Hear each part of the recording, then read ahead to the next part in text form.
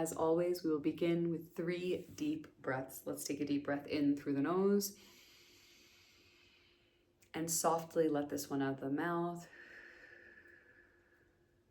In again through the nose. Let this one out with a little bit more sound. Last one in through the nose. And let this one out with a sigh.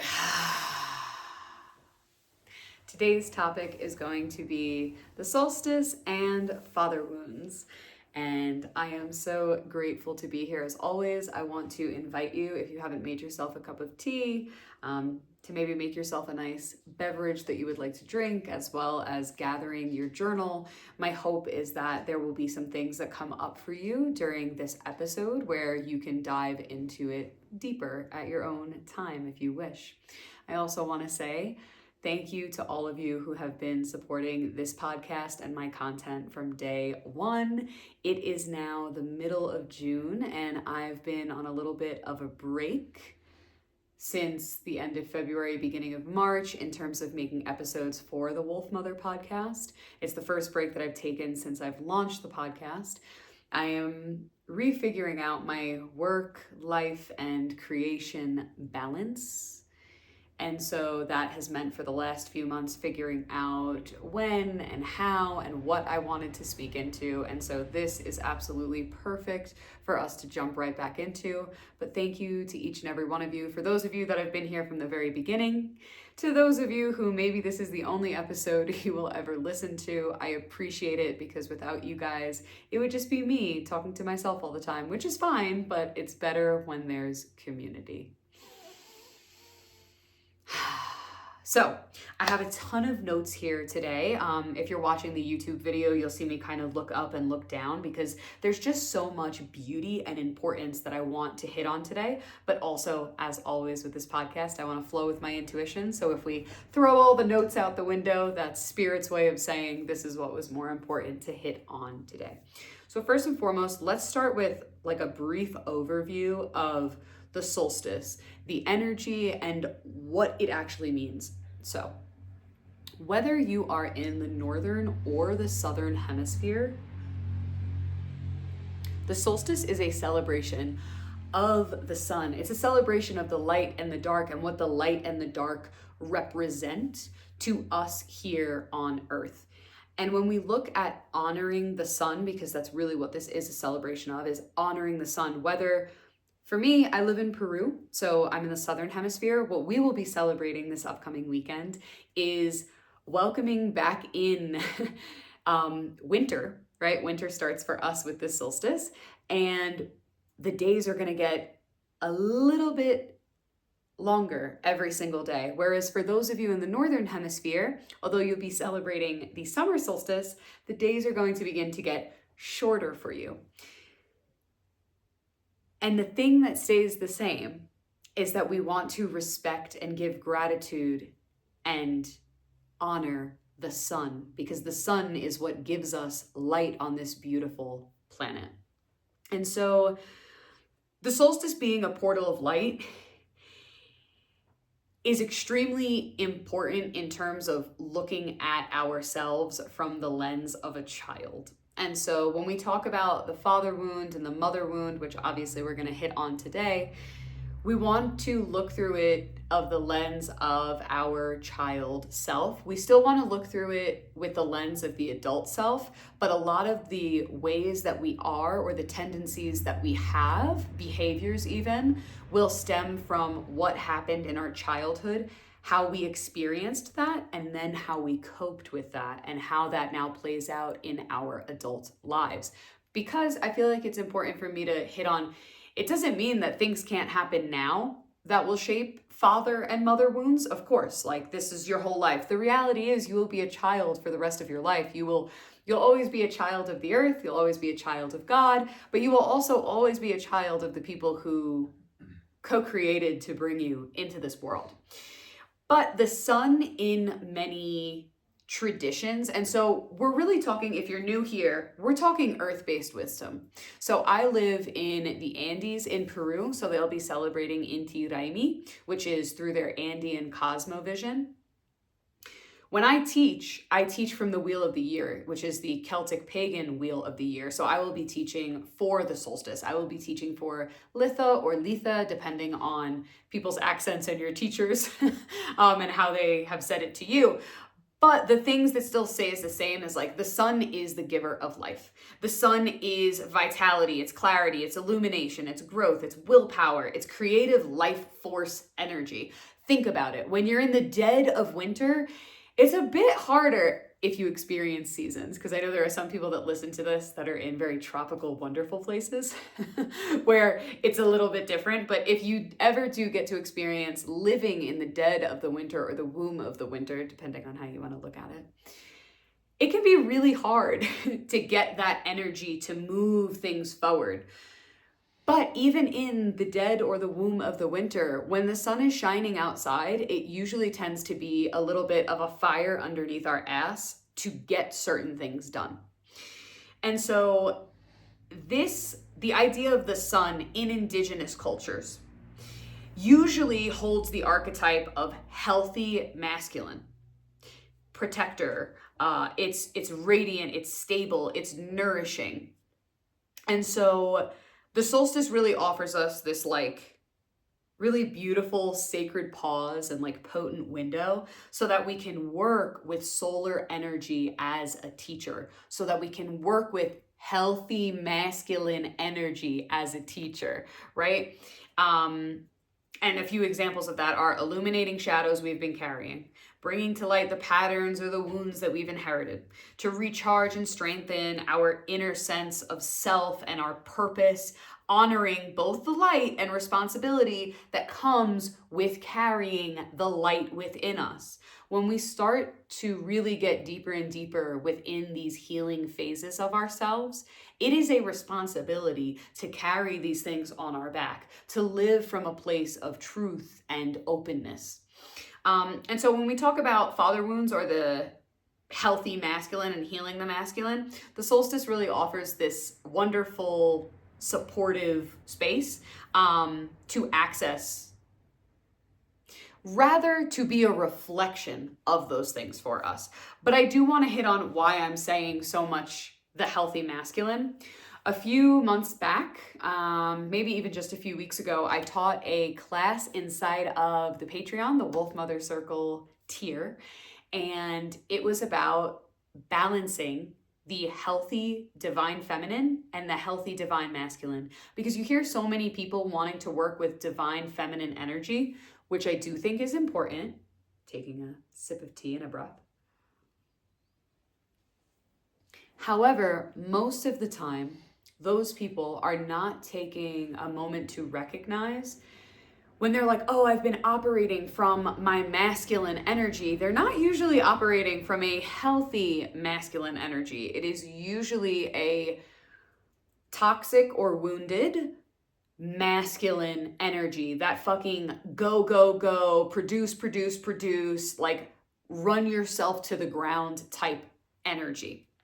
And so that's why I really want to focus on the fact that what we're talking about with the solstice and honoring and working with is we're talking about a healthy masculine energy, right? Okay, so I really want to hit on this piece as well before we actually move into it, which is going to be the importance of, I'm about to explain what the father wound is. And you might listen to this and you might think to yourself, this sounds like my mother wounds. When we talk about a father wound or a mother wound, these are early attachment wounds. That's really what they have in common. And they affect different areas of our inner self, our inner landscape, of our inner being. And so the mother wound tends to be more like the nurturing, the emotional safety, the reception of love, the worthiness of reception of love, whereas the father wounds is more about that support, stability, protection, feeling safe in your identity and in this world. But of course, they can overlap. Why can they overlap? Because any parent can embody either or, right? And so we want to do this practice anyway, and you might go through this episode and you might say to yourself, these were really actually mother wounds for me instead of like father. Like these did not come from either my father figure or my biological father, and you might feel like they came like from a mother role. And so I want you to remember, and this was something that I talked about in that class, is like we hold both. We hold both energies. We hold the entire spectrum within our beings. Our soul doesn't actually have a gender, right? So like the soul is the spectrum of the unhealthy masculine and feminine energies and the healthy masculine and feminine energies. It encompasses all of that. So really take that into consideration as I'm speaking today, just in case something for you feel like, ooh, this doesn't hit as a quote unquote father wound or a masculine wound. Okay, so I want to give like an easy way to explain what father wounds are, because sometimes I feel like it can be very overcomplicated when we try to talk about these energies. But a simple definition of that is they're wounds around the father archetype, whether that is actually your biological father or an energetics of what the father may be. Not all of us in this lifetime are raised by our biological fathers, and some of us maybe were raised by our biological fathers and still had other people that took on those father type roles as well. So again, just expanding the lens of where you can look through this. Okay, so I'm just gonna list off some things that they tend to be father wound examples. If you had an emotionally unavailable or distant father, physically absent, so we're looking at left the family, abandoned, we're looking at workaholics who were absent, we're looking at being overly critical or a perfectionist. We're looking at controlling, authoritarian. We're looking at passive, weak, very much so lacking boundaries, not feeling good enough to earn approval, not feeling safe enough with other types of masculine energy, healthy masculine energy, that is. We're looking at struggling with confidence or your purpose, having a hard time trusting authority, and this is a big one, structure, attracting emotionally unavailable partners, and feeling unsupported by the world within you and around you. So I wanted to list them off this way instead of going like the whole esoteric way about it, because if we just say certain things like self-worth and trust and receiving love, it kind of is too broad. And I want you to take a deep breath now with me, in through the nose, out of the mouth. And out of the examples that I listed, was there anything that stuck out to you? You can write that down, you can make a mental note of it, or maybe there's specifically something else that you know relates back to the idea of a father wound for you.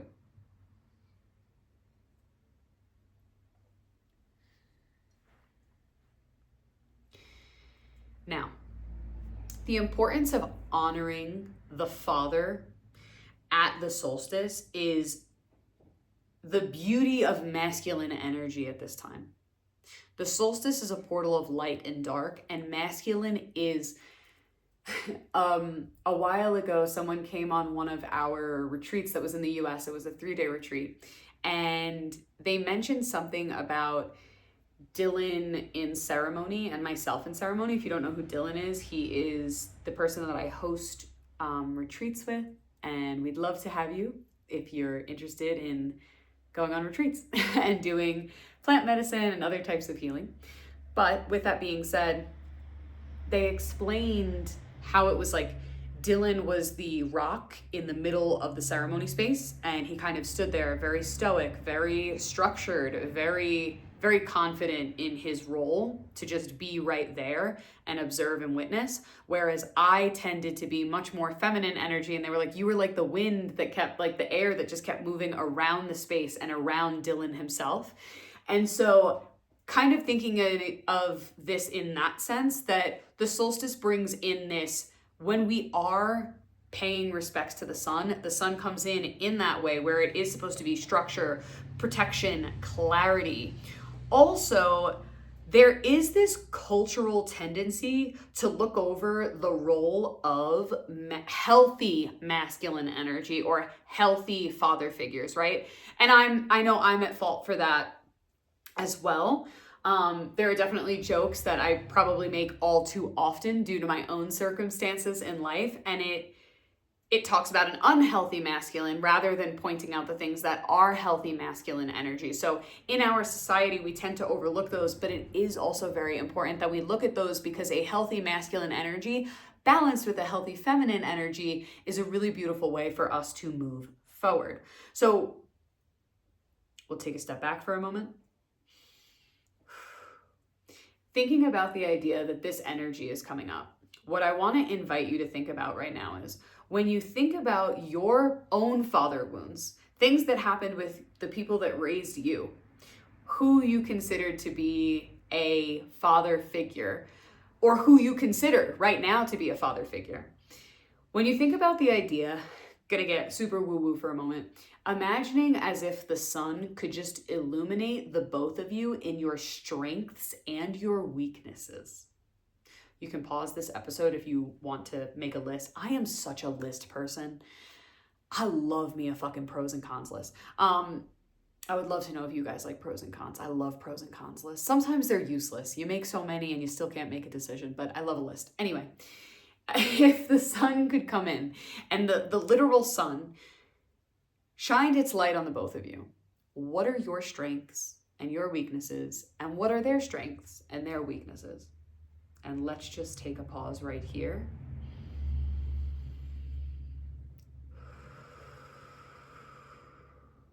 Not here to judge, just simply to take inventory of those things.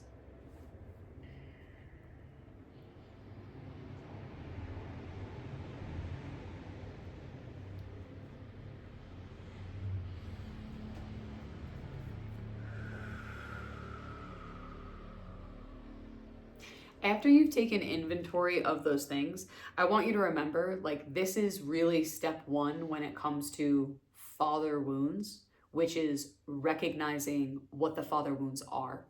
It's just observing, acknowledging, and saying, okay, this is where I am in alignment with this person, or this is where I'm not in alignment with this person. And there's more to this in the sense of, you may also sit back and say, oh, well, this was one of their weaknesses, and say, well, I don't have that weakness. But did that weakness potentially affect you as you were growing, affect you as you shaped your view of the world, as you began to understand the things around you? That's kind of a fucking heavy one.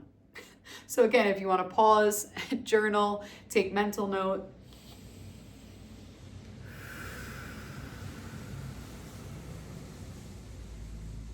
After we have acknowledged those things, I want to invite you to have a dialogue with whatever age of yourself you remember the first time of that experience.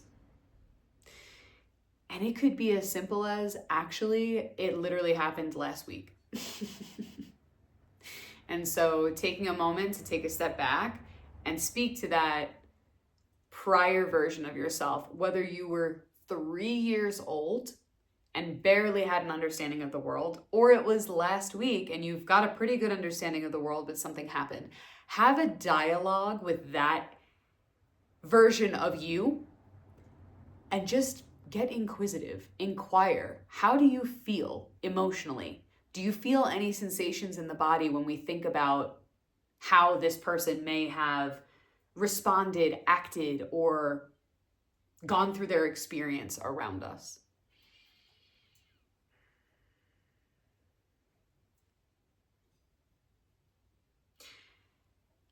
With that being said, after you do something like that, you should really start looking into like reparenting exercises. There are beautiful ways to work with the healthy masculine by working with teachers that embody a healthy masculine, that invite in the energy of a healthy masculine, that really sort of guide your sense of self to understand the beauty of embodying the whole spectrum of masculine and feminine. And don't say you should never go to this end of the unhealthy masculine, but rather say, explore what that looks like and how you present yourself and how you act. And then how can we actually shift that so you can live from a healthy masculine standpoint? Or did that wounded or toxic masculine inflict on your feminine energy? I have a few more journal prompts that I really want to give here, as we're already at 20 minutes. Crazy. The first question is going to be, where in your life do you still feel the echo of your father wound? Like the biggest one. When you immediately think father wound, biggest one. Where in your life do you still feel that echo? Not just emotionally, not just experientially, but also somatically in your body. The next one is, in what ways are you still seeking or resisting masculine energy support? Masculine energy support can look so different in so many different ways. I spoke about this in a past virtual Cacao dieta that we did this year, and how I was saying working with the healthy masculine energy is also making sure that you get your things done. It is making lists. It is using your calendar. It is checking things off of your list. Healthy masculine energy comes with structure. And we're not necessarily talking about feminine energy today, but the healthy feminine energy also lets you flow with the things that you maybe need to get done, but that masculine energy in a healthy way comes back in and says, well, to get all the way to C, we have to do A and B first. And if the divine feminine energy really wants C, we need to follow the structure of the divine masculine saying A and B. I hope that explains it a little bit more and makes sense. And then I wanted to give you one last journal prompt. This one's for the solstice though. For those of you, I'm almost positive all of you that listen to this podcast are in the Northern Hemisphere. So as the light returns, what parts of you are ready to stand in wholeness? When we come out of the womb of the winter and the dead of the winter, and we allow the bloom of spring to begin once again, there are usually many parts of ourselves in our own inner garden that are seeking to be really nourished so that we can fully bloom. So just list out what parts of you are that. And so I hope that this conversation today really stirred something within you. And if it did, I do want to invite you on Sunday, June 22nd, 11 a.m. EST on Zoom, inside of the Wolf Mother Circle tier. We're doing an inner child cacao ceremony. You don't need experience with coming to cacao ceremonies and sitting in cacao ceremonies. This is beginner friendly. If you're called to come to this ceremony, but you're not necessarily called to drink medicine, that's also totally fine. If you join the Wolf Mother Circle tier on Patreon, you will get access to all of the past classes that we've done and the future ones that will come for the rest of this year. And this will be a really great place where, since the theme is inner child healing, we're going to get the opportunity to sit with different parts of ourselves that have experienced these woundings in various different ways, and also allow that piece of ourselves who is maybe still in the corner waiting to be nourished to come out and really vocalize and express what it is that they're looking to move through. So I would love if you would join us there, if that is something that calls to you. So great to be back. So happy to be here. Thank you. And I am sending many blessings to you and to yours.